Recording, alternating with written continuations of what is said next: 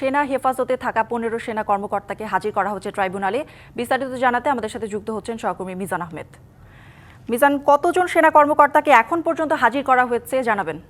গৌরী, এখন পর্যন্ত 15 জন সেনা কর্মকর্তাকে হাজির করা হয়েছে, যার মধ্যে একজন মেজর জেনারেল রয়েছেন, 6 জন ব্রিগেডিয়ার জেনারেল রয়েছেন, 3 জন লেফটেন্যান্ট কর্নেল রয়েছেন, একজন মেজর রয়েছেন। সব মিলিয়ে 15 সেনা কর্মকর্তার নাম কিন্তু আমাদের হাতে রয়েছে। এবং ইতোমধ্যে আন্তর্জাতিক অপরাধ ট্রাইব্যুনাল 1-এ সেই 15 সেনা কর্মকর্তার পক্ষে কিন্তু আইনজীবীরা কথা বলেছেন এবং ব্যারিস্টার সারোয়ার, যিনি সাবেক সেনা কর্মকর্তা ছিলেন, তিনি কিন্তু আজকে এই মামলায় শুনানি করেছেন। এবং তিনি যেমনটি আদালতের কাছে প্রার্থনা করেছেন যে ওকালতনামা গ্রহণের পর অভিযুক্তদের সাথে কথা বলার জন্য আইনজীবীদের যেন সময় দেওয়া হয়, এবং সেই সময় আবেদন মঞ্জুর করেছে আন্তর্জাতিক অপরাধ ট্রাইব্যুনাল। পাশাপাশি প্রশ্ন উঠেছিল যে আসলে কিভাবে তাদের হাজির করা হয়েছে। রাষ্ট্রপক্ষ যখন এই প্রশ্নটি তুলে তখন কিন্তু একটি নিশ্চিত করা হয় যে গ্রেফতার মূলেই কিন্তু আজকে 15 সেনা কর্মকর্তাকে বাংলাদেশ জেলের যে প্রিজন সেল, বিশেষায়িত প্রিজন সেল, সেই প্রিজন ভ্যানে করে কিন্তু আজকে নিয়ে আসা হয়েছে। অতএব এই বিষয়টি স্পষ্ট হলো যে আসলে আত্মসমর্পণ নয়, আসলে গ্রেফতার মূলে আজকে তাদের হাজির করা হয়েছে।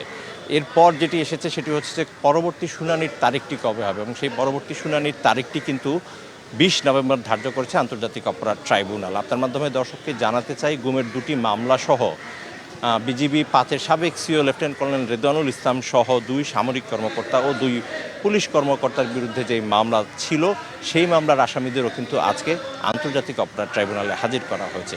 সেক্ষেত্রে বলা যায় যে আজকে সকালে যে আন্তর্জাতিক অপরাধ ট্রাইব্যুনালের বিচারিক কার্যক্রম, সেটি 3 দফায় পরিচালিত হয়েছে। প্রথম দফায় কিন্তু 10 জন সেনা কর্মকর্তাকে আমরা দেখেছি এজলাসে বসে থাকতে, এবং তখনই কিন্তু একটি শুনানি হয়। পরবর্তী ধাপে আমরা দেখেছি 3 জনকে, এবং পরবর্তী ধাপে আমরা দেখেছি 2 জনকে। এই 15 সেনা কর্মকর্তার বিষয়ে কিন্তু আদালতের শুনানিটি হয়েছে। কিছুক্ষণ পরই কিন্তু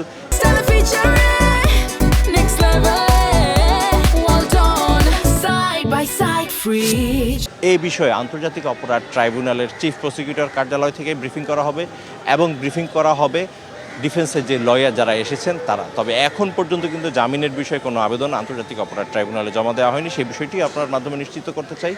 এটি কখন নাগাদ হবে সেটি হয়তো ডিফেন্স লয়ার বা আসামি পক্ষের যে আইনজীবীরা রয়েছেন তারাই বলতে পারবেন। এবং একটি প্যানেল আইনজীবী আজকে এসেছেন, তারা জামিনের আবেদনগুলোও নিয়ে এসেছেন, কিন্তু ট্রাইব্যুনালের বিচারিক কার্যক্রমে আমি উপস্থিত ছিলাম, তখন পর্যন্ত সেই আবেদনটি দায়ের করা হয়নি। কিছুক্ষণ পরে হয়তো আমরা আরও বিস্তারিত তথ্য জানতে পারবো। আর যদি প্রেক্ষাপট হিসেবে বলতে হয় যে এই যে 3টি মামলার প্রেক্ষাপট, সেই 3টি মামলার প্রেক্ষাপটে সাবেক সেনা কর্মকর্তা সহ বিভিন্ন মতের রাজনৈতিক নেতাদের এবং কর্মীদের টিএফআই সেল এবং জেএসআই সেলে গুম করে নির্যাতনের যে সুনির্দিষ্ট অভিযোগ ছিল, সেই সুনির্দিষ্ট অভিযোগের তদন্তের পরেই কিন্তু গত 8 অক্টোবর এই গ্রেফতারি পরোয়ানা জারি করা হয়, এবং গ্রেফতারি পরোয়ানা জারির পরে কিন্তু বলে দেওয়া হয় 22 অক্টোবর সেই পরোয়ানা তামিল করতে হবে এবং তাদের হাজির করতে হবে। এবং সেই ধারাবাহিকতায় কিন্তু আজকে 15 সেনা কর্মকর্তাকে আন্তর্জাতিক অপরাধ ট্রাইব্যুনালে একটি বিশেষায়িত ভ্যানে করে নিয়ে আসা হয়েছে, এবং তাদের সেই শুনানিটি শেষ হয়েছে। কিছুক্ষণ পরই হয়তো আমরা এই বিষয়ে আরো বিস্তারিত তথ্য জানবো, তখন হয়তো সরাসরি আমরা যুক্ত হব যারা কথা বলবে। মিজান, আরেকটু জানতে চাই যে এই সেনা কর্মকর্তাদের এখন কোন কারাগারে রাখা হবে?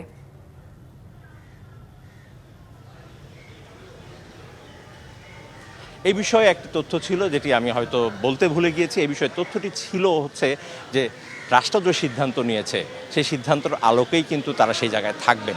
কারণ আমাদের যে জেল কোড রয়েছে, সেই জেল কোডের 2য় অধ্যায়ের 4র্থ ধারায় বলা রয়েছে, স্বরাষ্ট্র মন্ত্রণালয়ের ইচ্ছে অনুযায়ী স্বরাষ্ট্র মন্ত্রণালয় বিশেষায়িত কোনো বাহিনীর জন্য, বিশেষায়িত কোনো ব্যক্তির জন্য বিশেষায়িত একটি অন্তরীণ ব্যবস্থা গ্রহণ করতে পারে।